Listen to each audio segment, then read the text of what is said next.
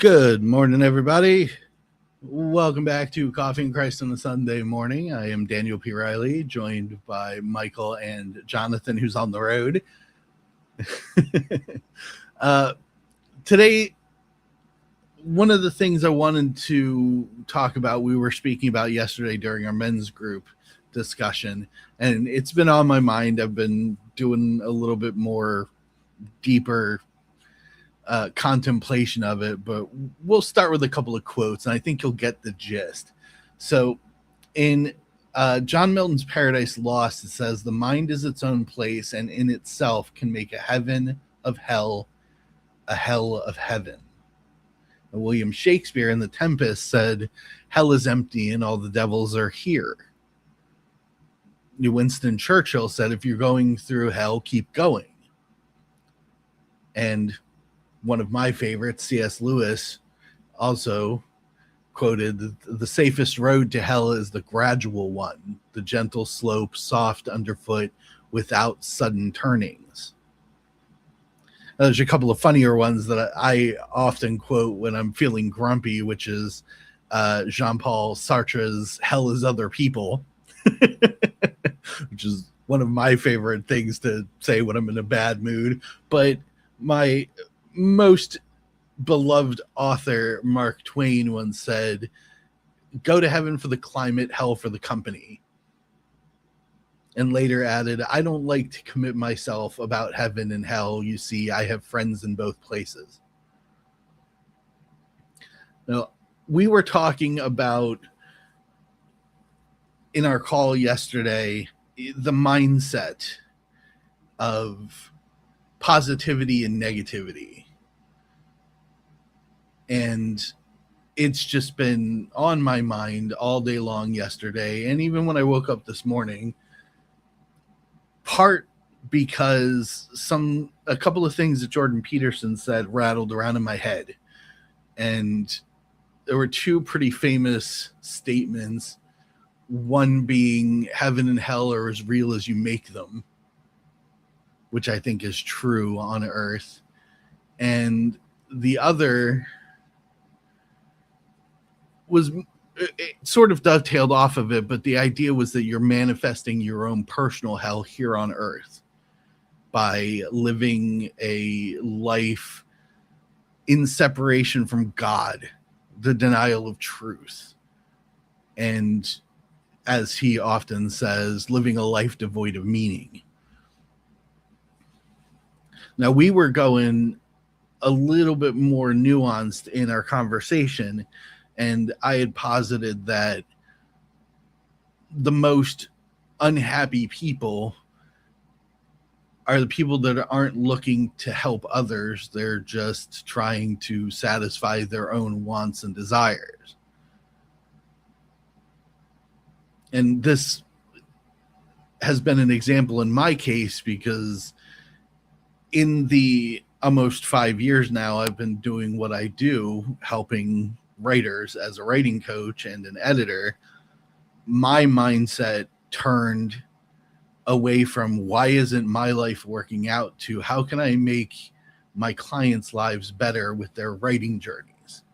And the more I thought that way, the more positively I began to feel about the world in general.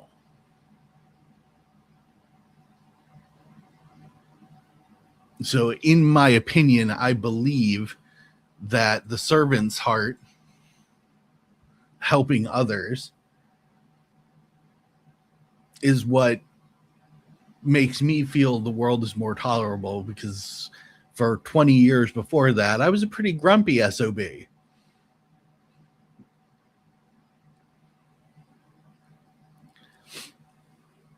Now, I'm going to open the floor to the other guys, so I stopped talking here.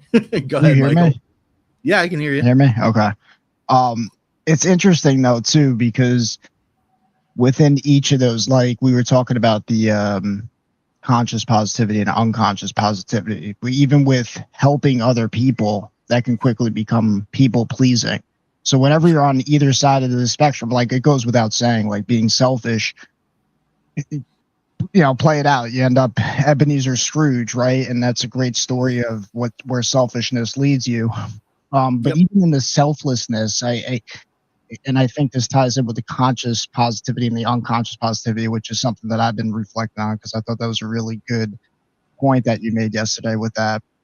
Because it's just like I'm going to help all these other people, but there's also the selfish motivation because there's a selfish motivation, I think, because it's similar to it's like being seen as the good person, which is there's a conscious piece to it, which means that it's like do it because it's the right thing to do and it feels good to give.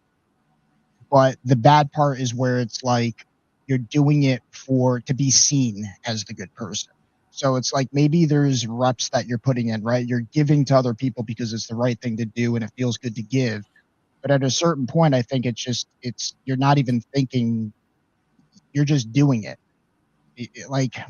Yeah, that's ultimately where we kind of worked our way into the consistent flex of good, and I caveat that intentionally, which is not I'm not helping other people to make myself look good. I'm helping other people because I want to help and I want to be of service, and I feel that deep in the core of who I am, which, as a Christian, you can kind of see that as a basic tenet of living like a Christian, to serve other people and to serve other people with good intent. But the more consistently you do that, much like weightlifting or exercising or any sort of training, the easier it becomes to do it on a consistent basis. Yes. And I make that point because I think the meme of I stand with the latest thing kind of thing it was such a fantastic meme. I stand with Ukraine. I stay home, stay safe. I got vaccinated. It's this virtuing of look how I did the right thing, but it always kind of stuck out to me as like a thorn because it's like, regardless of, you got vaccinated, you didn't get that, whatever you thought, you did what you thought was the right thing, right? But the announcement of it, that's where it becomes like, it becomes not so good because even in virtue signaling, correct. So, well, what is virtue signaling? That's why I thought Jordan Peterson's statement on it was so interesting. Virtue signaling is the denial of truth. Expand on that. Well, because your intention is not to do the right thing. Your intention is, as you said, to be seen as something. Yes. So you're not like the vast majority of people who virtue signal online aren't actually doing the research to understand the plight that they're in activism against. They're just following the crowd. And why do they follow the crowd? You lean back into, as he explained, the zebra effect. It's safer in the crowd. You're not going to be picked out by the predator if you're surrounded by a bunch of other things that look the same, because we pattern recognize. Most creatures pattern recognize, and they go for the one thing that's out of place. The lion, as I believe it was explained in that one interview, the lion doesn't attack the whole horde of zebra because it just sees them as one big thing.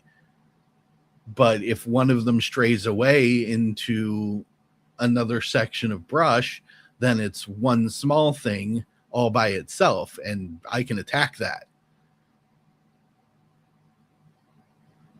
if I'm the lion. But virtue signaling is the denial of truth because there's no thought behind it. You have no reason for doing it other than it's safer to be around everybody else who's saying the same thing. Well, I think that falls into the unconscious positivity. Is it positive?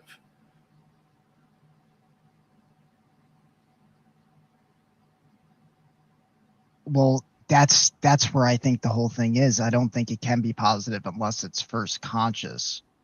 Yeah. So it's like, but what I mean by that is like they know not what they do. Right. So it's like, you know, again, it's like someone taking the whole vaccine spiel.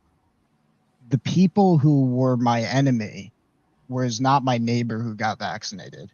The people who were the enemy are those who consciously knew what was going on. They manipulated that. When the camera was rolling, they put on a mask, and there were like some clips that went around that when the camera, there was like other cameras, right? They would take off the mask after a press briefing. Those to me, and not even though it's the ideology, right? It's not flesh and blood. It's those who are actively lying in front of a camera and preying on people's fears. So there's like, because they're consciously doing something wrong. Whereas someone who, you know, who's worse? The person, well, it's a good question actually. Who's worse? The person That's who the question I was just about to perpetuates ask. the lie. Yeah. Yeah. Or the person who believes the lie. I So, would say the real- person who perpetuates it. yeah, real quick to push back a little bit on that. And this Please. is more of a moral question. I encourage everybody watching to make your own determination on this one. So imagine World War II. You can imagine that most of the German army was not complete lunatics who wanted to destroy the Jews and terrorize the world. They were following orders, sometimes under duress. Does that make them any less liable for the crimes they committed?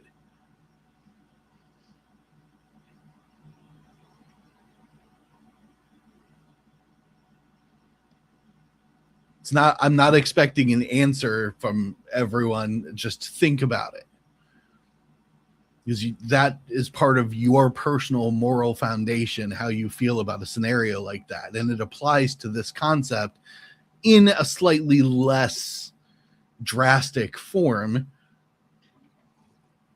Quite But a bit the less same- drastic.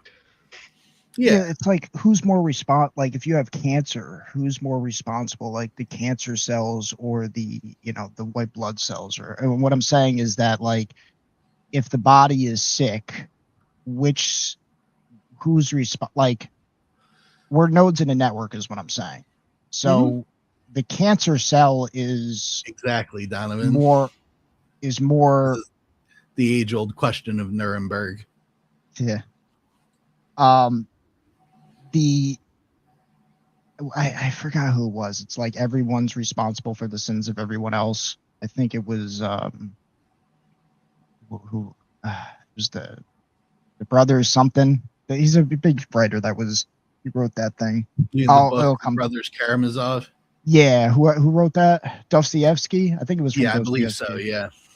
So, yeah. So I think to your question, it's like everyone's responsible for everyone else, but I do think there's an element of, there's more liability. It's hard to. Well, you hit say with it. You hit a really good point. Why is everybody responsible for everyone else?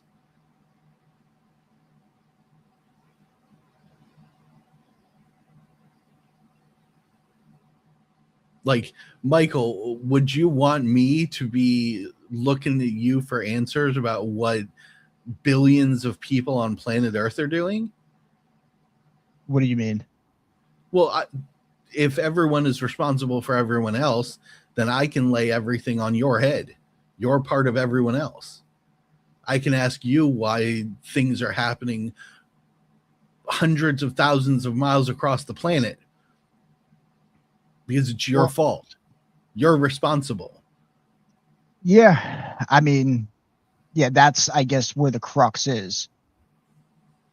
In part, because on one level, you actually can find those answers out.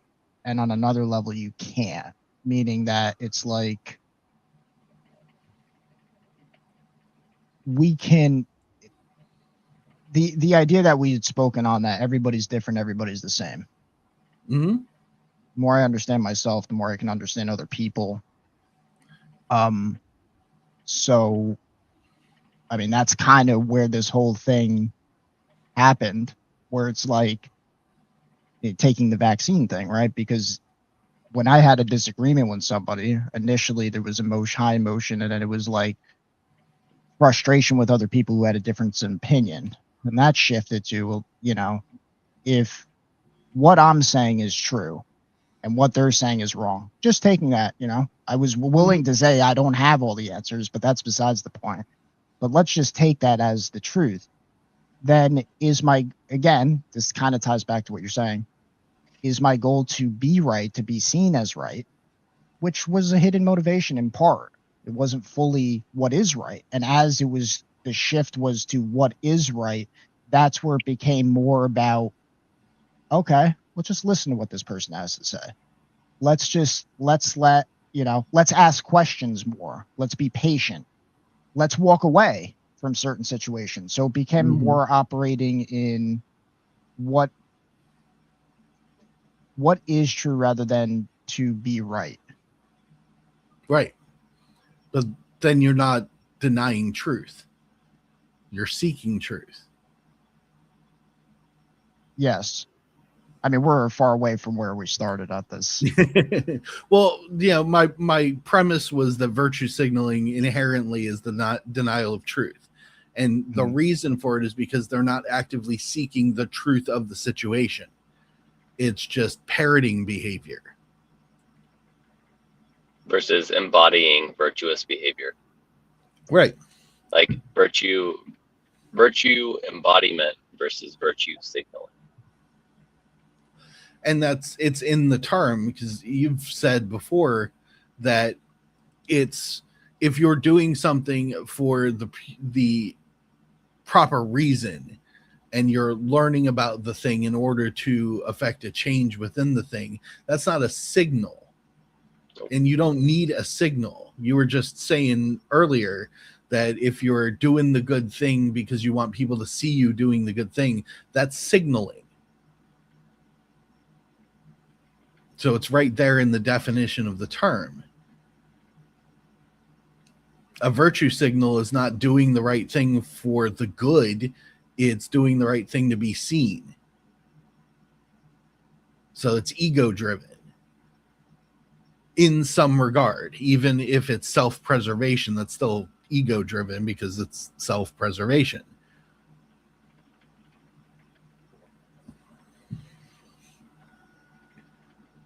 Yeah, when I reflect on this, when I recognize, it's really an illusion when you're dying to the primary motivator to be liked by others and to follow truth.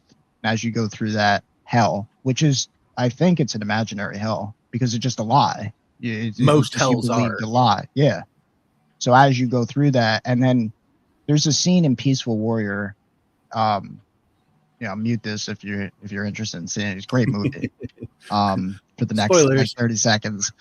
At the end of the movie, essentially he goes through, there's the scene where he dies to the ego being the motivator for how he lives, and he just kind of grows in internal trust. At the end of the movie, you just see all the hell he goes through to get to the place where, God is working through him essentially. And at the end of the movie, he's talking with someone who he's like, he's an athlete, and he's saying, he's like, if I don't get the gold, my dad will hate me or something, and he just looks at, and he's just looking through his lens, and it's like, it's like, that's what, like, as I'm going through all this, as we've had these conversations over the years, I look at some of the people around me, and it just like, they don't have these conversations. And it just like, it just makes me think of like, just how much work there is to do, Yeah. It's like you have to have the hunger, and it's hell. It's hell. Because people's whole identity is that. Well, not even. That's an illusion, like you were talking about. An identity built on conforming to other people's views is not an identity.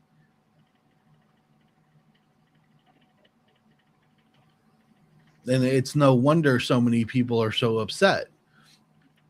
They're on, like, creating a fictitious person. That person is on social media agreeing with 1,000 different conflicting things, just going along to get along. Well, no wonder they're so depressed. There's no self-identity in that. It's not self, it's other people telling you who you are. Mm.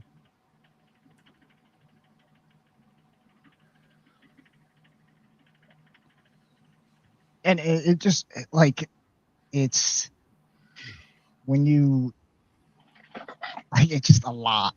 It's like, it's a lot when you realize how many people are on, like, you know, it's a place where I think you bring up Jordan Peterson. It's like, you know, what's the fundamental reality? It's just pain.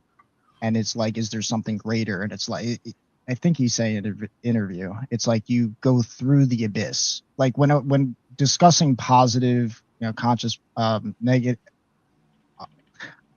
unconscious positivity, the shift to negative, unconscious negativity, where it's like you see things as they are, is incredibly painful. Again, to the ego, right? As you grow, it's like you realize, oh, all this pain wasn't even like, not that it's not like, it's, you just believed a lie, you know, but that transition, I think, is incredibly painful. It's the moment when you realize, well, you know, as a kid, it's like not all the cops tell the truth. And wow, I thought the FBI was good, you know, I thought they were America. And then it's, you know, wow, all these politicians are corrupt. And wow, my mom and dad didn't have all the answers. And the divorce rate is what it is. And look at all these people on medications for things that if they just faced, you know, it's a painful, painful transition. But for those who stay with it, you know, like to Jordan Peterson's point, where it's like you go through the abyss, on the other side is love. You have to go through it, though. And I think that's the dark night of the soul. You know, there's different words for it, but it is painful. And there's different people who say you have multiple dark nights of the soul. Interesting idea, you know, I've heard. I think, you know, maybe it's like, it's almost like birthing pains, right? It's like you go in, it's like, well, too much, too many red pills today. I'm coming back, you know, and then you go back in and then you go for the final push. I think everybody has a final push. It's, you know, maybe you do your final push and you realize there's even more, but. Yeah, there's resistance levels, which is something I brought up yesterday. You know, if you're here on the level, you know, that you're at currently, and you want to get better at what you're doing, then you want to go up to the next level. Well, there's going to be resistance to get there. But once you're there, you're not thinking, oh, look at how hard I worked to get up here. You're thinking, okay, I'm going to stare at the next resistance because that's the next level up. You don't, the more solid mind doesn't look back, because that's where you get distracted. It's the review versus the windshield. Yeah. But if you look back, you can't look forward. But at the same time, we also tend to forget, because we're not looking back, just how much work we put in to get from level to level to where we're at. Correct. That's why it's important to glance. If we drive if we drive solely by looking in our rearview mirror, guess what's going to happen? We're going to crash. Yeah. But every once in a while, we need to glance and look back. Jerry talks about this in Check many your mirrors. of his books. Check your mirrors. Check your mirrors, man. But don't just stare in them. Glance and then get your eyes right back on the windshield, where you're going, where you're headed. Because yeah, every single level there's a new level of resistance that we must overcome. life is full of leveling up. Like that is the ultimate game that we're all playing, is hopefully level up to the person that God created us to be. And it's constantly going to be breaking through and then breaking down, breaking through, breaking down, breaking through, breaking down.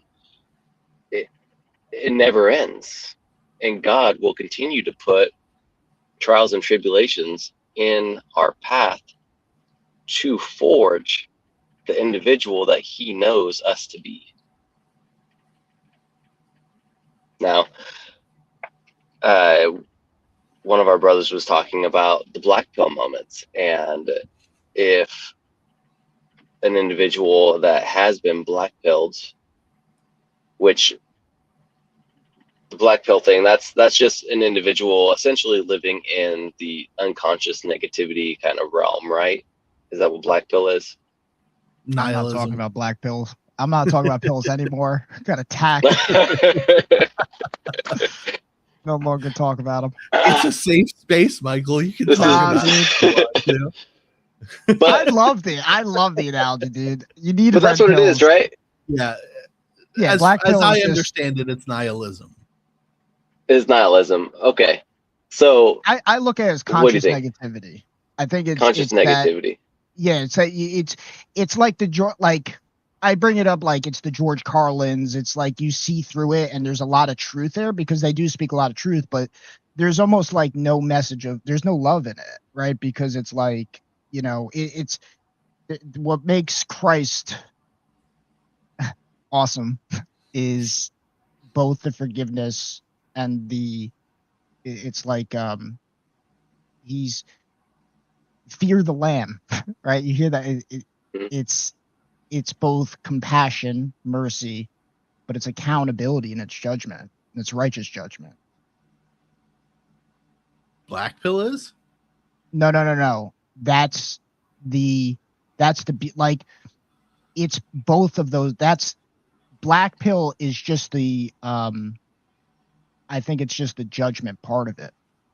What makes it so hard to go from the black pill to Christ, I think in part, again, this is my experience, is the paradoxical nature of it, because you have to, the mind can't comprehend it. There has to be the part of surrender, which I think a big part of the black pill is that you can't, it's not surrendering. There's still a part of control. I have to reflect on it a little bit, but yeah, I countered that a little bit because black pill seems too much surrender. As I understand it, and correct me if I'm wrong, if the abyss that you're supposed to get through to become the better version of you is in the way, black pill is I'm not going to bother. It's too much effort. Or they're just sitting in the abyss, yeah? yeah, I mean, I'm not the expert here. I'm just, No. I mean, maybe we can finally make a video, you know, about all the pills where we can discuss it together, and then yeah, we definitely can do that one week, because like even in the George Carlin example, yeah, he spoke a lot of truths, but he spoke a lot of truths from his side of the abyss. I look at black pill as kind of essentially it's just there's no foundation of hope. It is the abyss. It is the abyss. But what is but hope? There's Christ. It's like it's Ultimately. Here, we'll consult the oracle and go with my favorite thing, the definitions. But Sonnet was talking about black pill and people that he has noticed that more people either in his circle or just around have been more black pilled lately. Mm-hmm. And he posed a question of, is it possible to, was it possible to grow while being black pilled, or was it possible to view, like, go through life's challenges or something along those lines? Does Donovan remember? Sonet's not here. Donovan's response was black pill is surrendering to despair, not to Christ. That's And beautiful. that's I think the point. And I don't think it's possible to grow in nihilism, because in nihilism nothing matters. And if nothing matters, there's no growth to be had. I If you see. stay there. Yeah, I see. Well, Yeah. If nothing matters, why bother going anywhere? Fair. Like In order, if you're fully in that black pill, there is no point in doing anything. yeah, Essentially. the definition of hope as is written as the longing or desire for something accompanied by the belief in the possibility of its occurrence. So if you have no hope, there's no belief that something better can exist for you.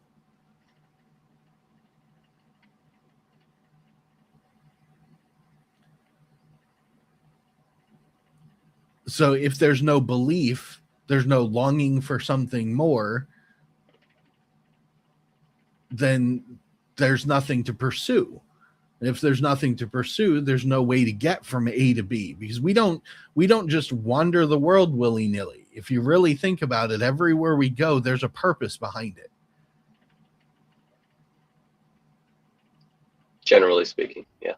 And the few people that do, what are they like?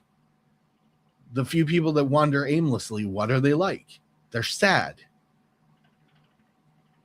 Because they've got no reason to go anywhere.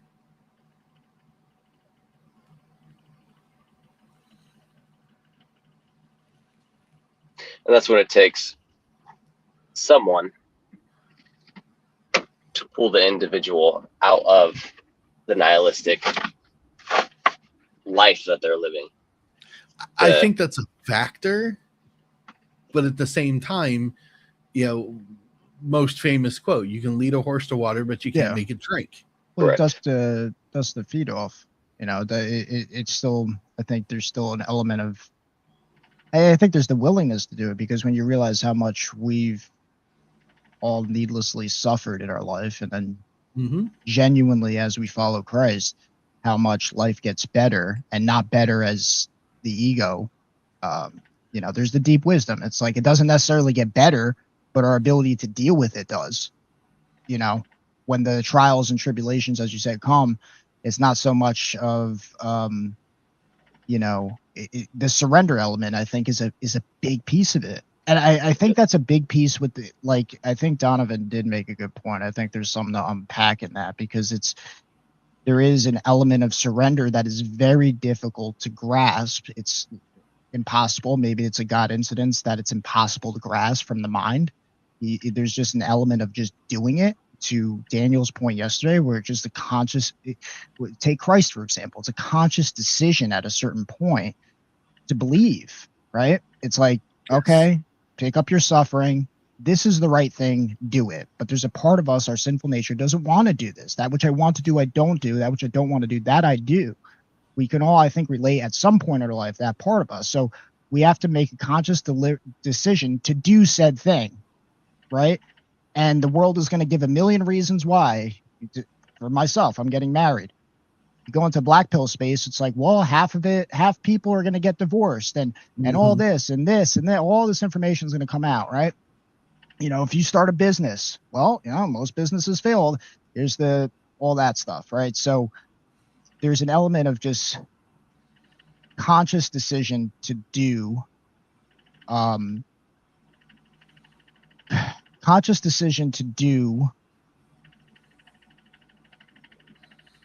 lost my train of thought, but it's a conscious decision to do what is right.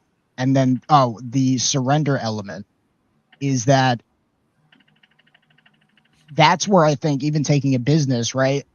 Like, a lot of leaders will fail because they don't delegate authority. They want to take care of everything on their own.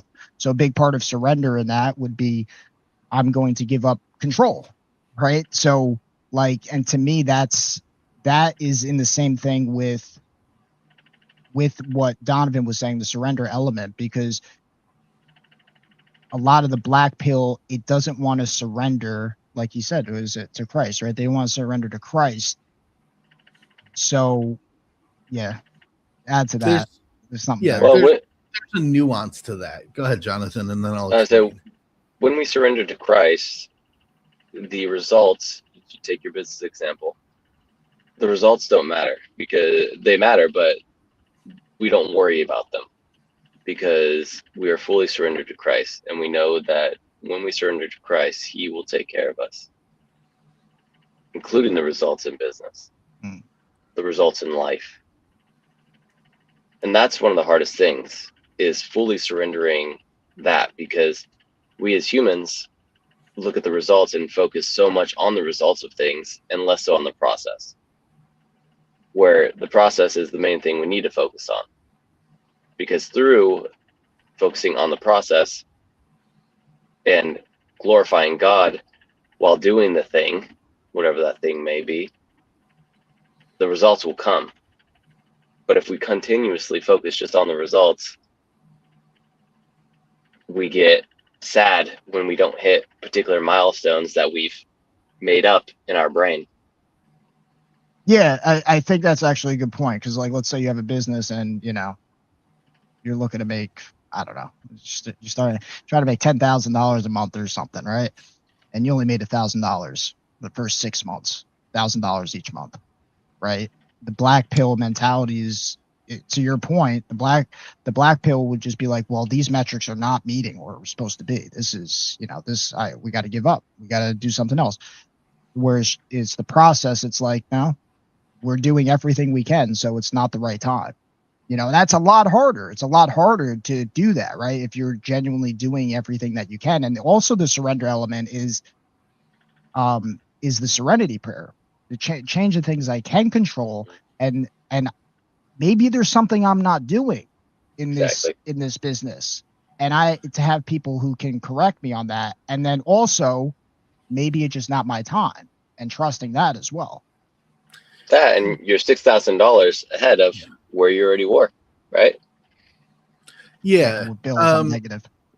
Yeah, the serenity prayer was what I was going to bring up.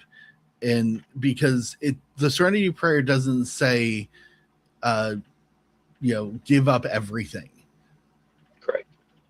It says, help me see the things that I can change and the things that I cannot change, and give me the wisdom to know the difference between the two.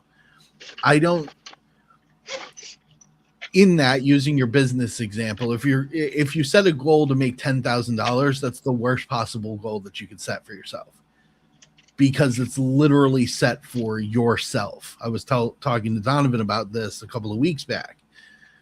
If your goal is just to gratify yourself with your business, then that's the wrong foundation. Well, no, I was just saying $10,000 with business. I'm not saying for myself or anything. I'm thinking that's why I said most the Jonathan negative, because I'm thinking bills, employees. It's a self-perpetuated reward. My goal is to make $10,000. But if your goal is to produce a product that everyone needs in their life, then your mindset is not shifted towards, I want to make $10,000. Your mindset is shifted towards, I'm trying to make everyone else's world better.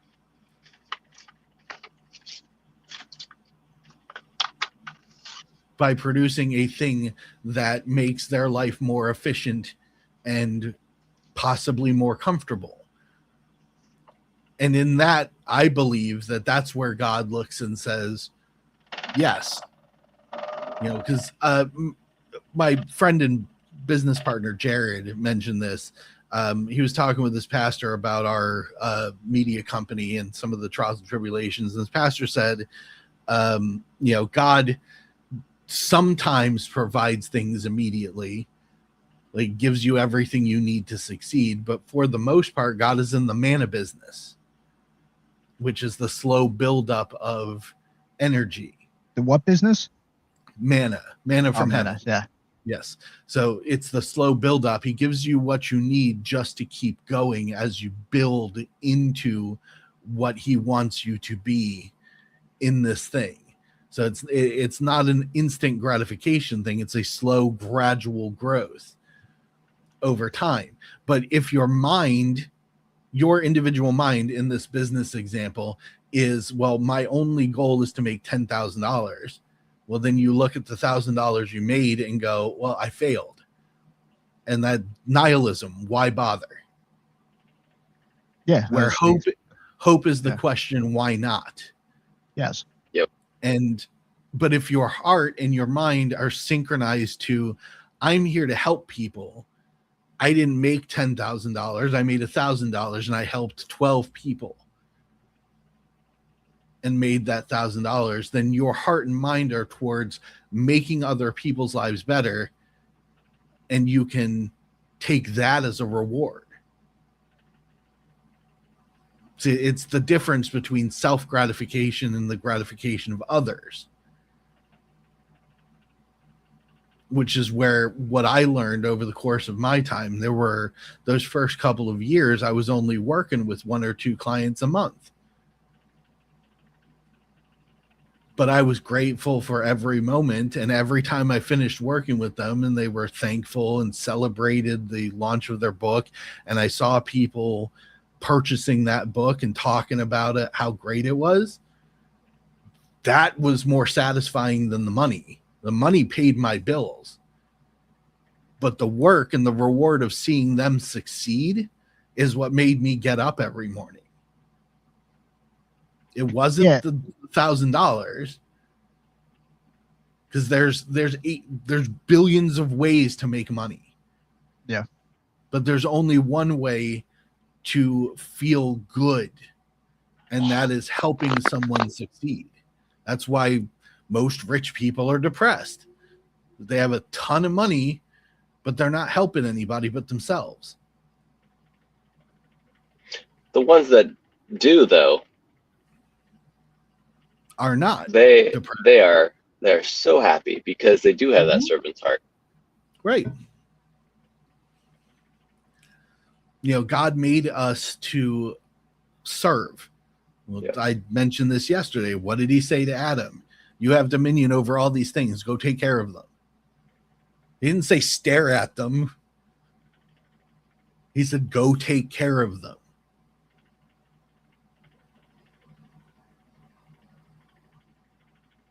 So and that brings me back to mind is oriented towards taking care of the things around us and the people around us, then that's where happiness is. That's where contentment exists. You're aligned with God. You're taking care of the things around you. Go ahead, Jonathan. That's why the whole dust our sandals off thing, like, I understand it, but at the same time, God tells us to go take care of everything around us.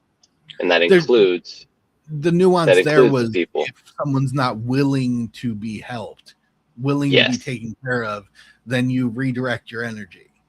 Pearls before swine as well, right? Yeah. Redirect your energy to, ideally, you pray on it first, and then you redirect that energy to where God tells you to. Yeah, and it's like never lose hope, though, in the individual that isn't ready to hear at that time, because there have been many situations in our lives where we weren't ready to hear a particular thing, and years go by and that same thing is said maybe exactly the same way, and something in our brain, God says, okay, channel open, and we're ready to receive it at that point in time. So never lose hope on individuals. Yeah. I think about, you guys are familiar with the dog in the burning house meme. This is fine. Just sitting there in the chair while everything's burning down around them. Everything's fine. Imagine you're in that room and you've got your hand out to that dog going, we need to leave. And that dog is just sitting there staring at you going, this is fine. I'm safe. While everything's burning around them. You want to stand in that burning building and burn too? That's not your purpose. That's what I think the kick the dust off your sandals thing is saying. In order to continue to do what God expected you to do, you can't put yourself in precarious situations that would remove you from being able to continue to serve him. So if a person that you reach out to is dying and they don't accept your hand, don't stand there and die with them.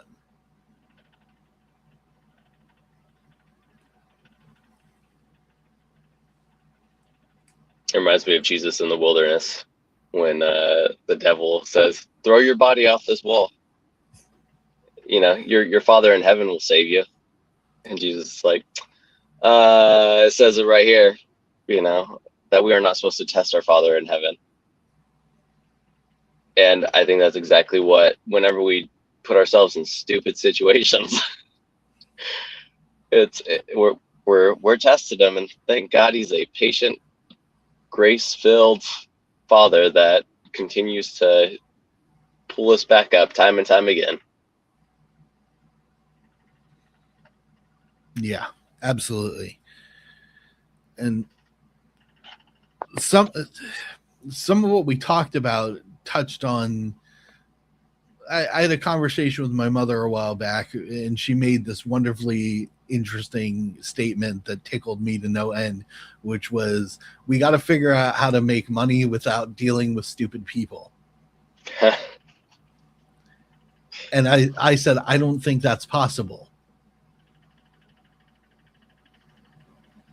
And that a little bit of my nihilism creeping in. There's a side of it, but there was also the side of it that in a realism sense, the material world sense, it's stupid people who have the money. So if your goal is to get money from people, you're going to have to go and be around the stupid people who give you money.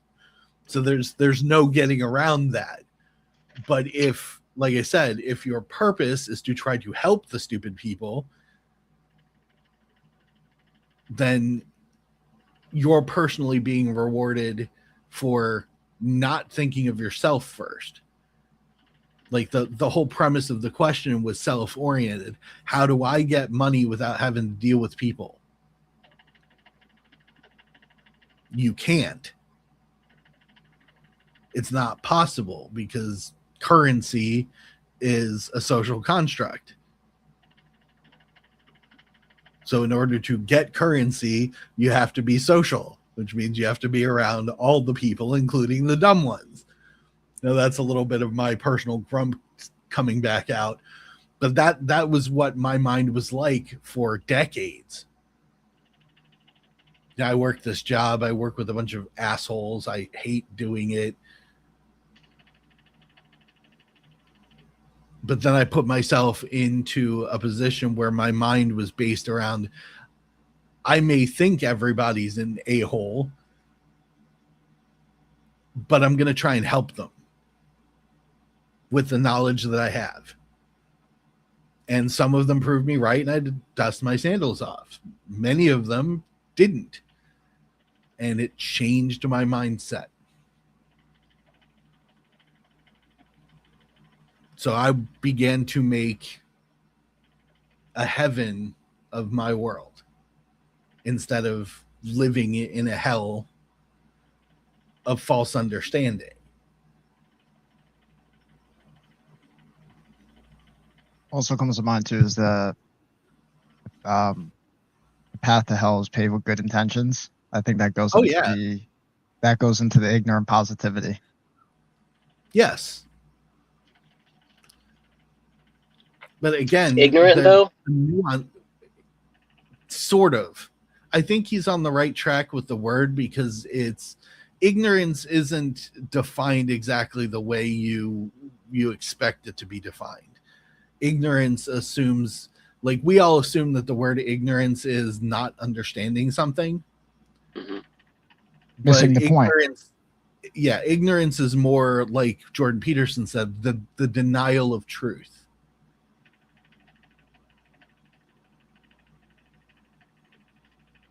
Yeah, so when I say ignorant positivity, it's saying another way of saying it is feeling good.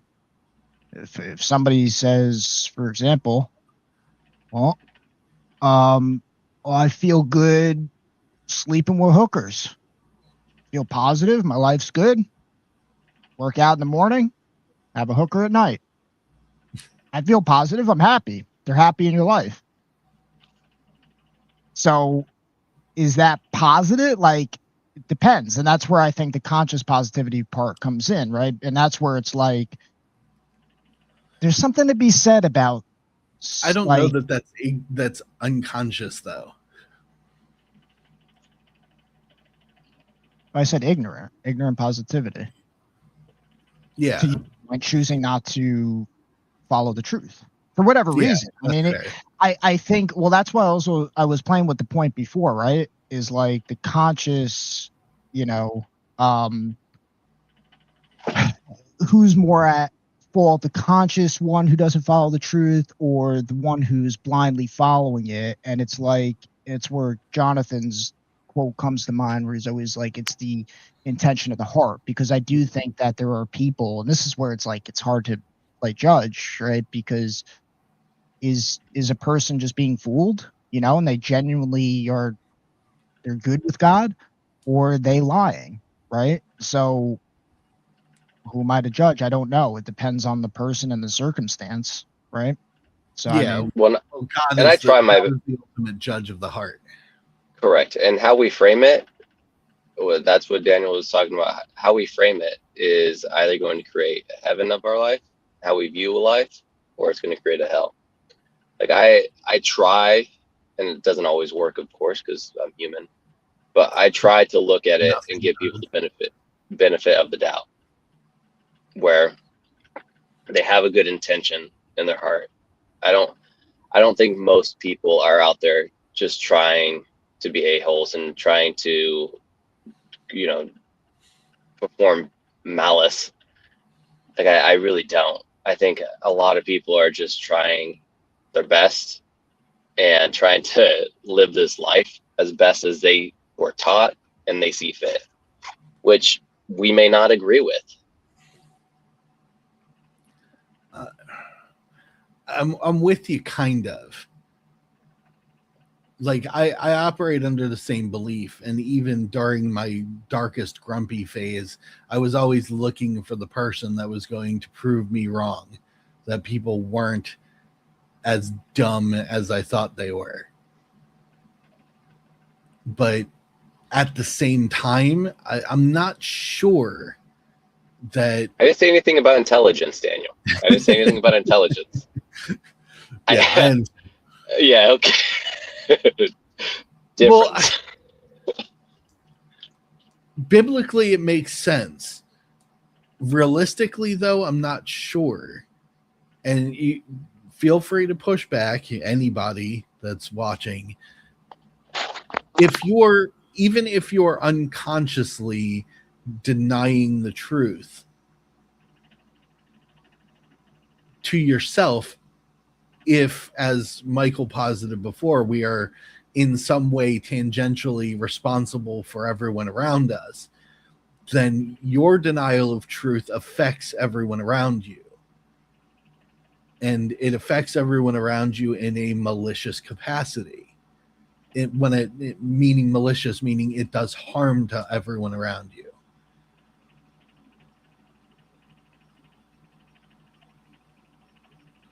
I don't know. There's something that says that I think ultimately, and there's But definitely what's the posture of their heart? That's what comes into my question. That's the question that pops into my head. Sorry, Mike. Like, what's the posture of their heart? Because unconsciously, if they do it, is the posture of their heart like, oh, I'm going to create malice around me by denying the truth? I think this will help bridge that, because I think hit me. there's scripture that says that essentially Christ has spread across the world. There won't be any excuses. I believe that. I can't prove it. I don't. There is a scripture behind it, but this is just a belief. I can't prove it, but I do think that everyone will have an opportunity to choose to follow Christ. I do believe that. I can't prove it, but I do think Revelations 3:16 is going to play out more and more, meaning that we can't be lukewarm.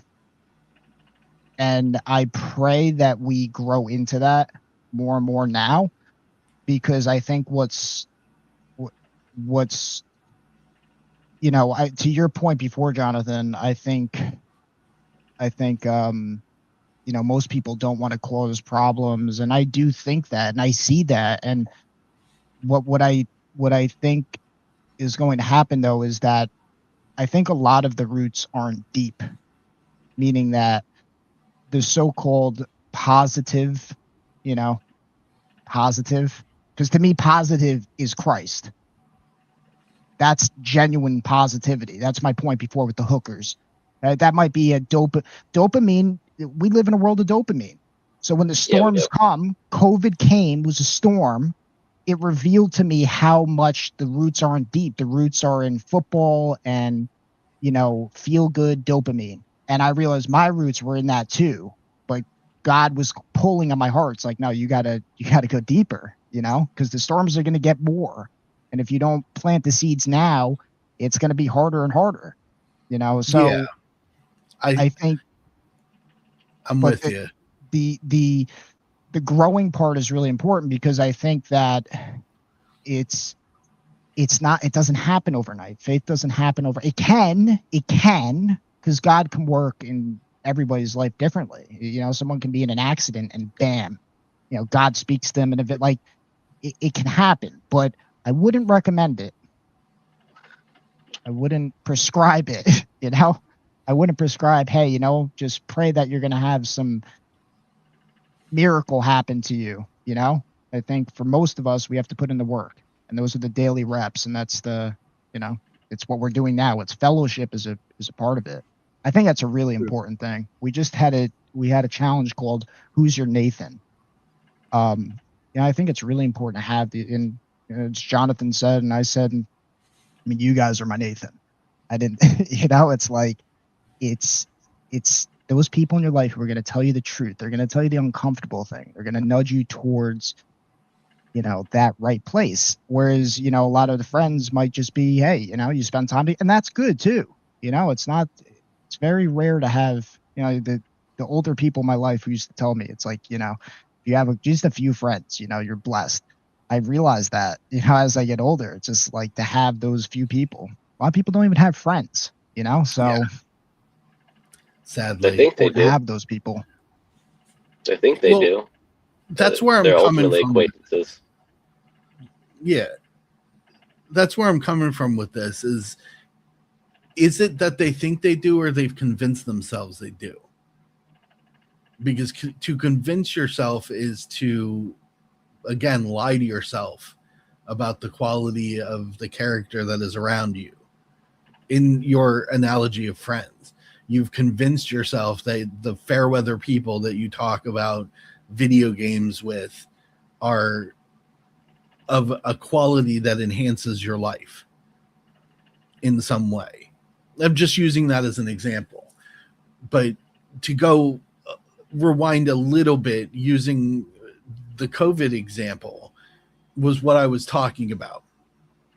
I find it difficult to believe that there were enough people in the world that fanatically, and when I say fanatically means with their whole heart and mind, believed that, say, the vaccine was good for everyone.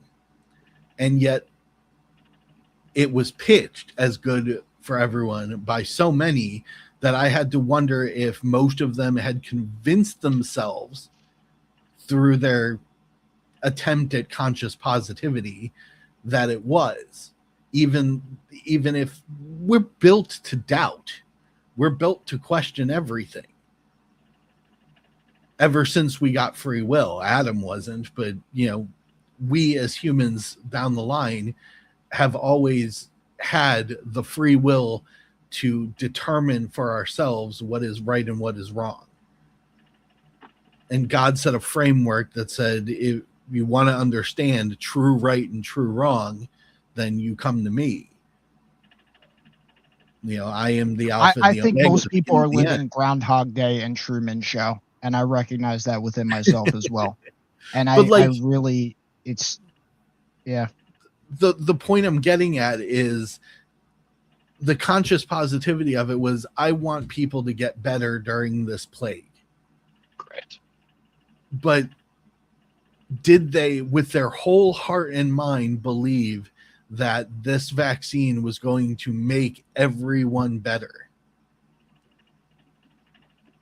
That's the question I have. And that's why I posited that theory of inadvertent malicious intent. They convinced themselves that what they were told about these vaccines was going to save everyone, or did they wholeheartedly believe that the truth, the full truth, was that these man-made concoctions were going to save everyone from this plague?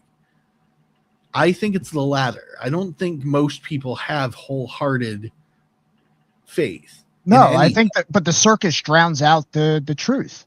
But it created a manipulation that convinced people Yes. to do it. So there was the result was malicious for a good portion of people who took it and have dealt with adverse side effects to their health, leading in some cases to death.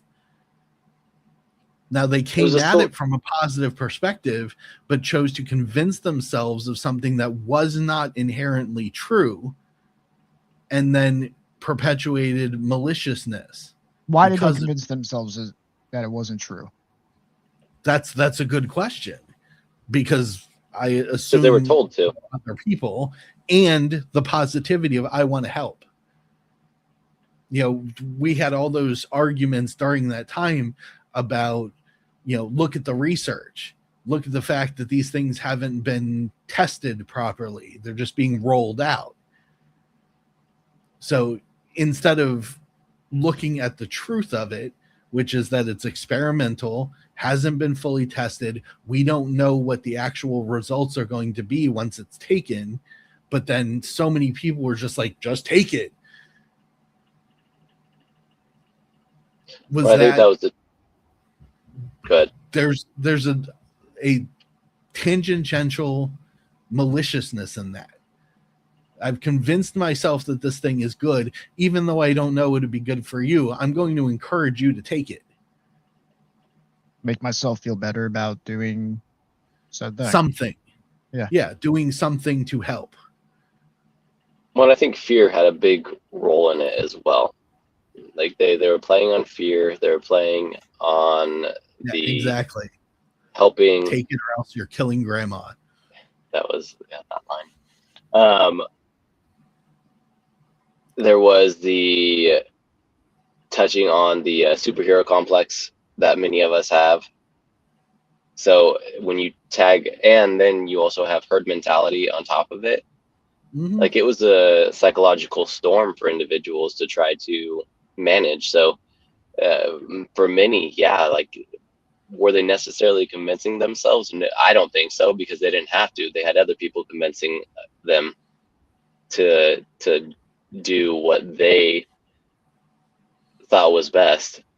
Yeah, but you have free will. You do have free will, absolutely, and some have strengthened that muscle more than others. That's fair. The existence of free will determines that you had to make a conscious choice to buy in or question. Correct. Absolutely. And like all three of us, we questioned. Like we've talked about on our private calls. And it's one of those things where, oh man, I just look at it as like a muscle. Well, that's the abyss part that I think is positive, right? Because you asked the question before, you know, can you grow around nihilism? And that's why it's like, I think we have to define the terms better, which I think it would be a good time to, you know, we unwrap the pills once and for all three of us. Okay. But I think, again, this is wordplay and all nihilism. So like you have to, what I recognized is there has to be a capacity to understand malevolence, right? It's like, or maybe there doesn't, right? Like what I'm saying is that there has to be, like, what I recognize with a lot of people is that I would posit the question, could this be bad for you? And could there be people in the world who are promoting something essentially to kill people And a lot of people couldn't hold that belief. No, why would anybody do something bad to me? Yeah. So that's, and on one level, that's why I say, like, on one level, you could argue it's good on a certain level because they have such a faith in humanity, right? So that's a good thing, right? It's like, no one would ever, that's on a certain level, it's good. But on another level, it's bad because it's like there's a naivety in that, right? It's like, well, if I pet the snake's not going to bite me. So that's where it's like, there's certain things you don't do, right? Like if there's someone who's a terrorist and, hates our country and wants to, like, you don't go up to him and just say, hey, it's okay. Like there's a wisdom, right? So, but there has to be, I think, an element of like healthy mistrust. And there's the ability to be open to whatever the truth is to also recognize whatever there's an element of surrender. This could be genuinely pushed on me for a malevolent purpose. And there could be good actors within it, but ultimately it could be malevolent. So if you can't have that belief, then again, I think that goes back to Jonathan. It's the herd mentality. It's whatever an authority tells me. I give up my own autonomy. I give up my own critical thinking. So by default, you give up your free will. Yeah, and that's the whole friend thing. That's the root. Like when this came up, it's like, where are your roots? Because if your roots are, feeling good, then it's really, your captors will use that against you. Oh, you want to go to work and you want to go to school, get this, and then you can do. To me, it's crazy that we live through that, and it's just like it. A lot of people will give up their free will for convenience. Yeah. Well, even weirder, people give up their free will to other people. Yeah. Which constantly biblically is incorrect. Biblically, that's never been a statement to the Bible. You could make an argument for render unto Caesar that which is Caesar's, but that even then there's a context to that says, it's just those specific things. It's not giving up your autonomy.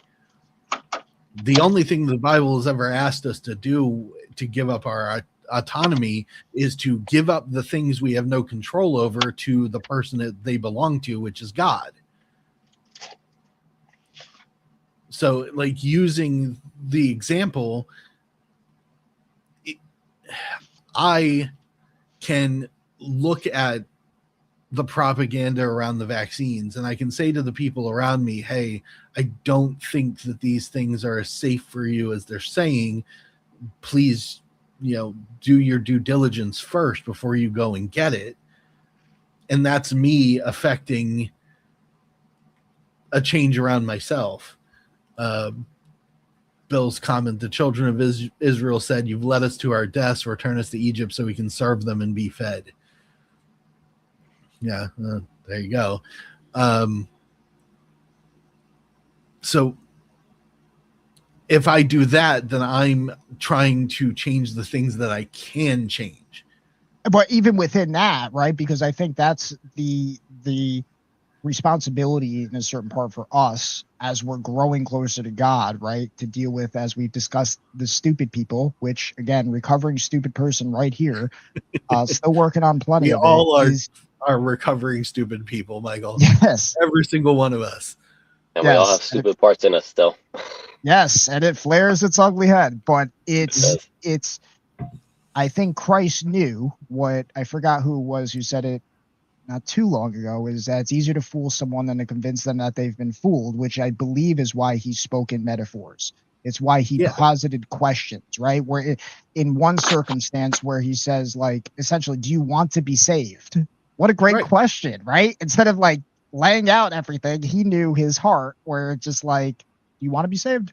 It's like, that's the whole thing. So it's like, if I could go back to that whole time, and I've said this before, I would just posit a question.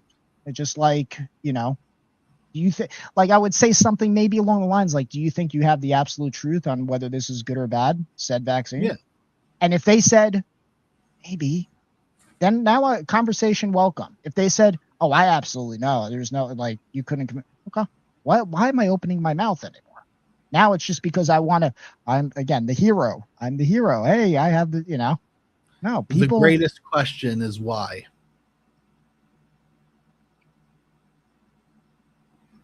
You said it yourself. Why? I am the hero. I am helping people. Why? What is the purpose of your help? To be seen. To be seen is it's about the virtue signaling. In some cases. In other cases, it could have been genuinely, I don't want you to die. Bingo. Yeah. To genuinely save lives. But that goes into the whole thing, right? That's, again, this is a painful thing. It's like, maybe it's their time to die. This is hard conversation time, right? Because I sit there and I think, right? I looked up to Charlie Kirk. So I loved his videos. I watched him for years. And I sit there and I go, is that what I'm signing up for?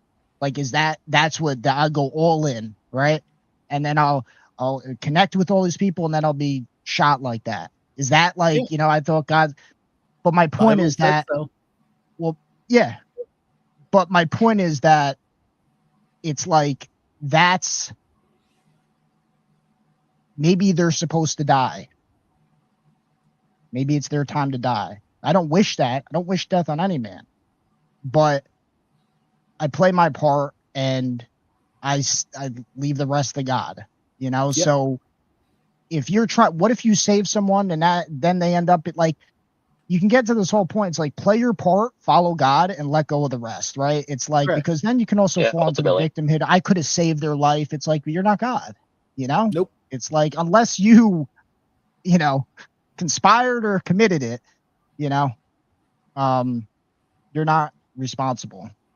But, but the responsibility, I think, which we're untangling in this conversation is, how on another level, we are responsible for each other.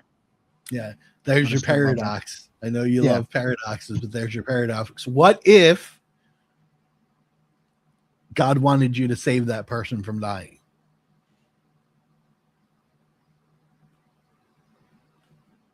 Well, he'd email it to me. Just send me an email. Just say, listen, Michael. A Gmail? Godmail? Yeah. God.com. What if he wanted you to save that person? We don't know. We're not supposed to know. No. We're supposed to move as God nudges us to move. That's why I refer to it as the nudge. You see a situation and some part of you says, I can help with that.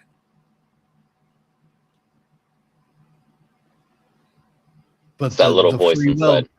The free will aspect predicates your success on two factors, whether God wanted you to and whether or not the other person lets you. The free will dictates that the other person may not let you, even though God wants you to. And conversely, you may try to help people that God doesn't want you to help. So he takes those people away.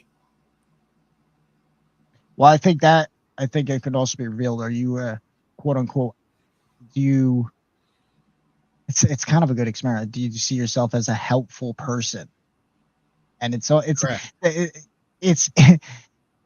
when I was single, like I just despised dating profiles when I would, because I was signed up to a couple, and it's just like, when you make a profile, I always just felt awkward. It's just like, yeah, this is me positing myself as such a nice person. Look at me. This is why you would. I kind of even see that with resumes. To me, a resume is just like, do you show up, right? And do you have the skills? Anything more than that is like, It's a sales pitch. Yeah. It's so, but the reason Don't I even say get all me started. I'll go for a whole hour about current culture's obsession with people as branding. yeah. Ugh. But yeah, because if you were saying before the helpful, am I helpful? What was I saying before this? The helpful person. Do you categorize yourself as helpful? Yeah. Yeah. Because I think it goes back to the unconscious thing, right? It's just like, because, you know, I think this is in part the dark side of femininity, you know. Bill says LinkedIn has- LinkedIn has entered the chat. Isn't it Bill Gates too? It's connected with him. It's Bill. Bill has entered. I don't know. Anyway, yeah, I think this is a dark part with femininity. At least, you know, we'll call it the devouring mother. I was so kind. I was so helpful. I loved I'm watching Game of Thrones, and it's like, you know, watching Jeffrey, right? It's like that's what creates a Jeffrey. It's the devouring kind of mother complex, right? And, you know, what was it? Not analyze this. It was that Jack Nicholson quote. Like, she's like, "How do you write so well about women? I take a man and I take away reason and accountability." Accountability. You know, Yeah. I ain't saying men ain't perfect creatures ourselves. We have our own issues, but, you know, I think it's like this this element that I'm such a nice person. It's got to go. No man is good, right? And it doesn't mean that we walk around and say everybody's horrible. It's not what I'm saying either, right? But it kind of it ties in with Marcus Aurelius's "You're just a man," right? Mhm. You're not this great saint. You're so nice, your Mother Teresa, and you're not this horrible sinner with no redemption. So those are the extremes, right? But I think the ego can make us feel both. Look how nice I am. Look how kind I am. Look how helpful I am. I'm such a helpful person, right? And the opposite as well. Well, And the saints too, there has to be an element of humility, even the saints that are out there, yeah, right? I believe, Jonathan, it was you who mentioned "fake it till you make it" yesterday. Yeah, instead of fake it till you make it, do it till you become it. Yeah, and Yeah. that's the problem. And without going into an hour-long rant about social identity and current culture, the problem is that there's a ego boost to presenting yourself in the most positive light you can. Yep. But that ego boost is wrong biblically, because that's the sin of pride. I'm Yes. trying to project something I am not, instead of being humble enough to say I am a person full of flaws and I'm trying to do my best. Which ironically, well, maybe not ironically, but slight side tangent, that Spider-Man movie with the 3 different Spider-Man characters in it, I forget the name of it. There's a scene where Tobey Maguire Spider-Man runs into the Dr. Octopus, Otto, and they have an exchange. You know, I haven't seen you forever. Wow, you've grown up. What are you doing? And Tobey Maguire Spider-Man says, "I'm trying to do better." And he says that in the original movie too. And it goes to the character of that particular Peter Parker, that his goal is never to just be awesome. His goal is to try to be better at all times. And that aspect of the character has never changed. But our current culture tries to manipulate all of us through social media, resumes, dating profiles, etc., to fake perfection in order to attract.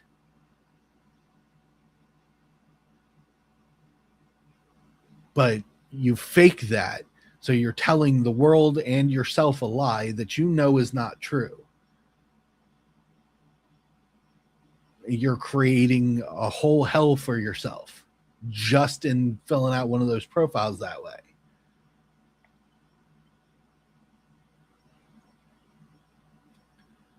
Yeah, two of the most detrimental things we can do to ourselves is tell ourselves lies about ourselves and not keep promises to ourselves.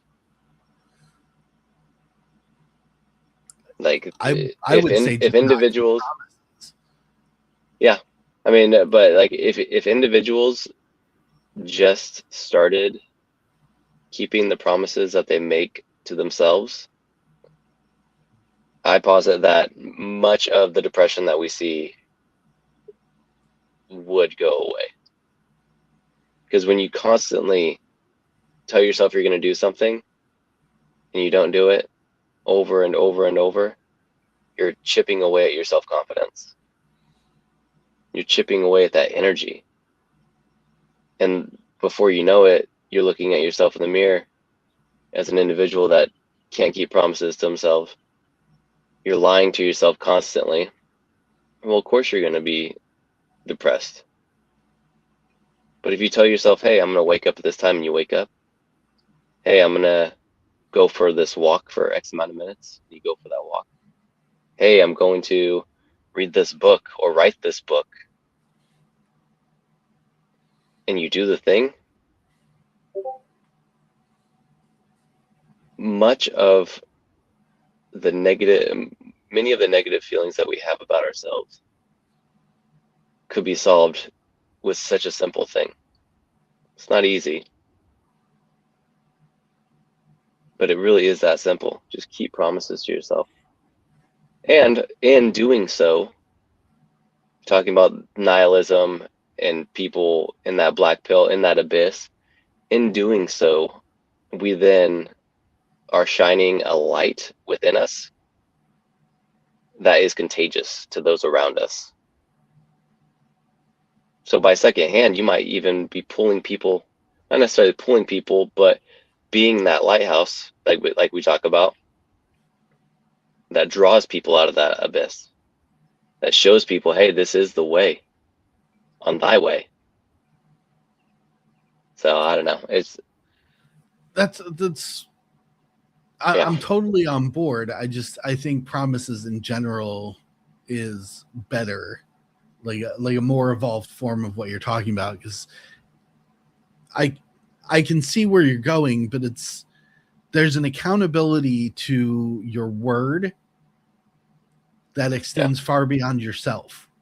So if you promise to do things for other people and you promise to do things for yourself and you are keeping all of those promises, then the growth is exponential, because it's not just centered around you fulfilling your promises to yourself, because you can say things like, I promise to make $10,000 this month, to go all the way back to the beginning of the conversation.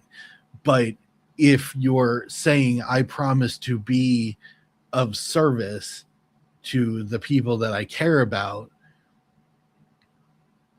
that's just as, if not even more powerful than saying, I promise to get up and read this book. I promise to work out every day that I am supposed to work out on my routine so that I can become stronger. If your word doesn't mean anything, you can't promise yourself anything. But the only way to exert an understanding of your word meaning something is to make promises to other people that you fulfill. If I say I'm going to do something, I'm going to do it. Yeah. So that's one of the agreements in the Don Miguel Ruiz 4 agreements. Honor your word. Yeah. Like it's such a simple statement, but it's one of the most important things we can do. Honor your word, not only to ourselves, but to others. And focusing on the process of things. And like historically, storytelling is full of that. Like old stories are full of moments where someone who has proved in the tale that they can be trusted, that they fulfill their promises, speaks out for someone else who is in a state of fluctuation. they're accused of a crime that they didn't commit, and another person vouches for them. Now the judge, the people that are involved in that condemnation can look at the other person and go, he has always been forthright, so I can trust his word that he's not lying to me. For good or ill, because he could obviously be lying in that moment. But if you're yes, Bill, I promise not to take so long writing Zorn stories, and just like that I failed today's lesson. But if you keep your word, you establish a sense of trust in everyone around you. If you fulfill your promises, they know that they can come to you when they need help. But if you're constantly breaking your word, then they know that they can't trust you to help them.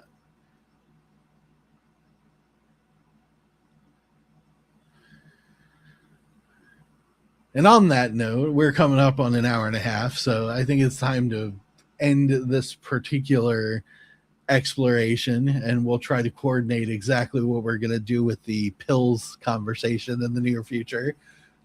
I'm going to let Michael kind of lead that one because he has more knowledge of it than I do. No, I'm not. It's not. To me, it's us building an analogy for different things. That's just kind of how. That's all it is. Yeah, dude, I agree. Like, that's all it is. Like, is there truly a Merriam-Webster definition of all the pills? I don't know. I think my obsession with it is not according to the internet. It's a metaphor. Like, that's what I love about it, is because I think one of the things that I really, when I made my podcast, I really wanted to hammer in on is how would I speak these things to myself when I was younger, right? Because I think a big part was that just turned me off was like, just like these, you go to church, and the positive to me of church is that you're in a community of people who are trying to get better, trying to grow closer to God. The negative was my own experience, is I go to church and I just hear a whole bunch of hosannas and no one talking about certain things. It wasn't until I actively sought those.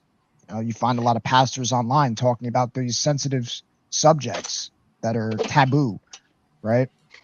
So I say all that to say is just that's why I was so devoted on that, because it's just like, the ability to, anyway, enough said. The ability to just really have more metaphors in the toolbox to share Christ. Like, you think pills, it's like Matrix, it's like red pill community. Why not the white pill community? What does that look like? And just to be able to really break down these kind of things. So yeah, we'll do that in another sit down here. For now, Jonathan, where can people find you? Because it looks like you got to get out of the car now. Yeah. My oldest is hanging out in the hood of the Jeep saying, Dada, we've been waiting for you for 40 minutes. But y'all can find me on all the socials, X, Instagram at _wellness dad. Yeah, reach out. Let's chat and about anything and everything. Honestly, man, like you heard what we talked about today. Like, we're all here to serve you guys, and we're here to try to be the lighthouse and serve as many people as possible in this crazy game of life.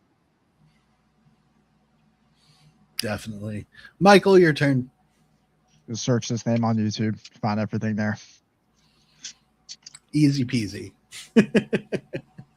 So I guess the synopsis of this conversation is try doing things a little different. First step as a biblical person, love God, follow God, keep your word, do your best to be better every day, and of course, get thee to church. We will see you guys in 2 weeks. Take care. Adios. Yeah.